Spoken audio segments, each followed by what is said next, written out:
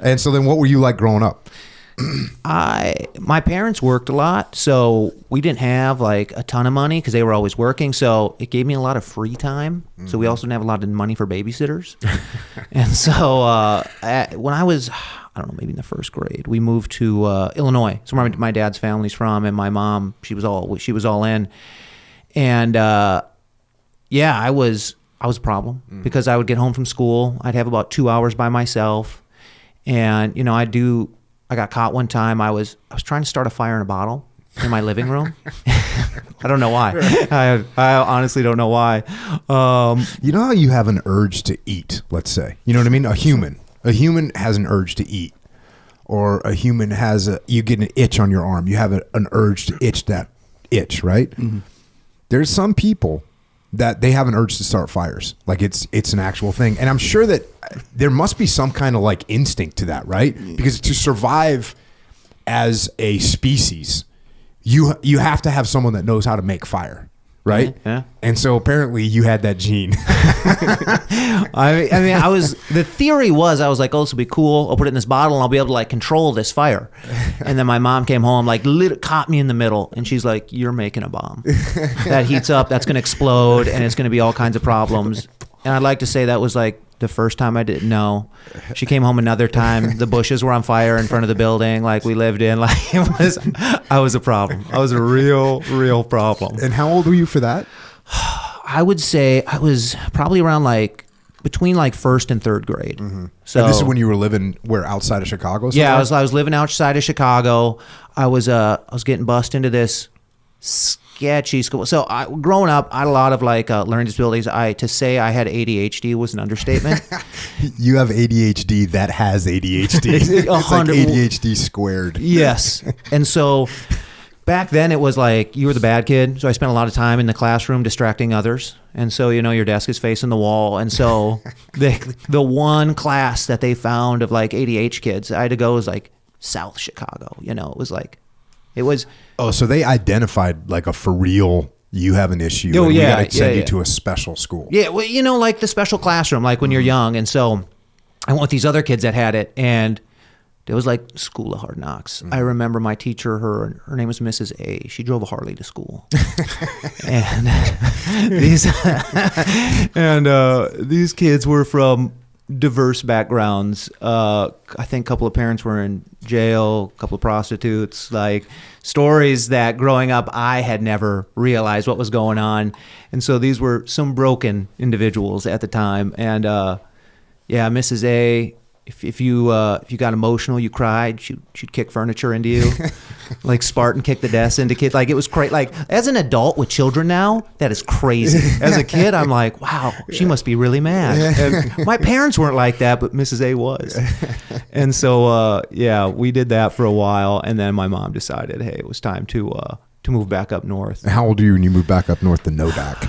Probably, I was in the fourth grade. Yeah, okay. I remember I moved back to North Dakota. Mom wanted to. I think she realized I had a lot of freedom in Illinois, and it's Illinois. It's probably not the best place for me. So she moved me back to North Dakota, out where, farm fields and all that other things where I had a lot of space. Less things to set fire to. Exactly. Or at least less things to damage. Exactly. And so more room to do things. And so, we moved back to North Dakota, and that's where we were until I graduated. So did you continue down the troublemaking path?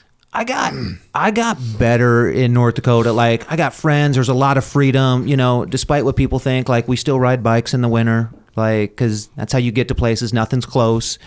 So, I mean, I wouldn't say I was a great kid. But you weren't terrible. I wasn't bad. I had a lot of fun. I was running around. I was also that kid, my mom would find me on my bike 10 miles out of the city in another town because I was too cold to ride home. So I'd call her to come pick me up. She'd be super mad. But no, it was good.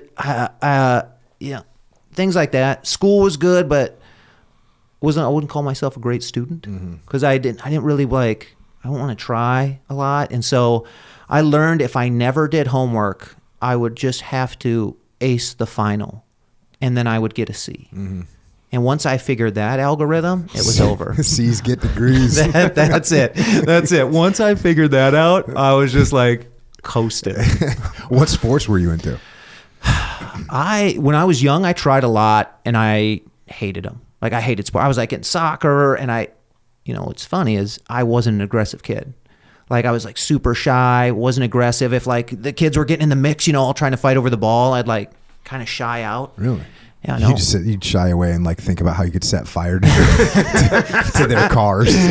Yeah. So what my mom, when I was in probably the 6th grade, she put me in Taekwondo because that's all we had in Minot. There's nothing else.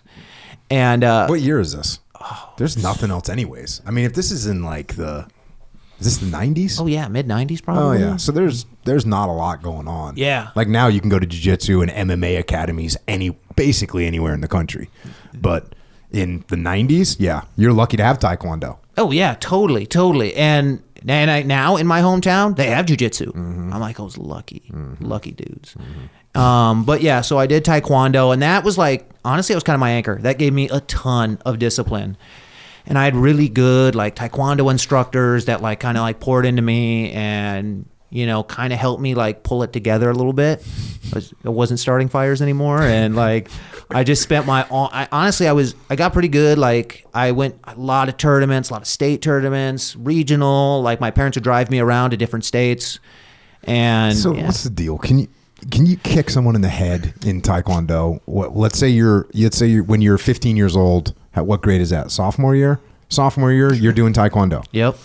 How do you win a tournament? Do you kick someone in the head? Do you make them quit? Do you knock them out? No, it's point based, it's right? It's points, and you have to like, so you're evaluated on your ability to like basically pull your punches and kicks. So you kick and you want to like, if you can tap them and pull it back, you're like, oh, that guy's a master. Like he can almost hurt somebody.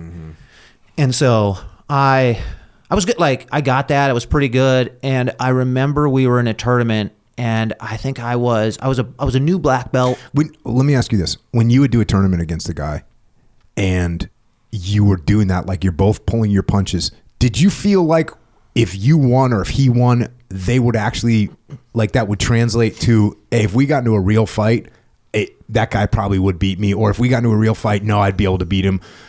I'm saying, was it like translate well, where if you and I were Taekwondo guys and we were in a Taekwondo tournament and I beat you, would you walk away like, yeah, that guy, he definitely was quicker than me, or he had better combos than me?